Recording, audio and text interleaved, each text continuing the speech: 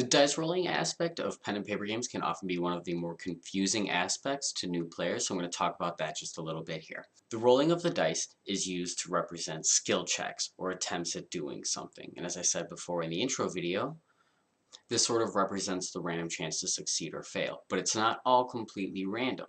The character's attributes and skills also apply to this to give the character a greater or lessened chance to succeed or fail. In Z10, I've chosen to use only a 10-sided dice for all attempts.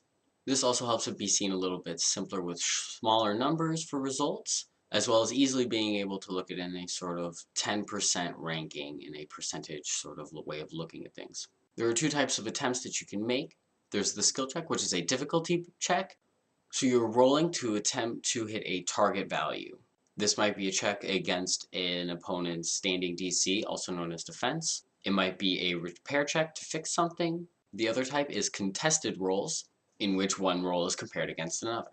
So here's the breakdown of how a check is made. First, the player determines what they are trying to do and what attributes and skills would apply towards doing so. So let's say the character is trying to shoot a slow-moving zombie. The character determines that they're firing their pistol, so they use their dexterity skill as explained in the rules, and they use their pistol skill to determine their modifier. Let's say this character has a 3 for their dexterity and a 3 for their pistol skill, giving them a +6 modifier. So they make their attack roll their 10-sided dice, and let's say they get a 2. So at first we're like, oh, this is pretty bad.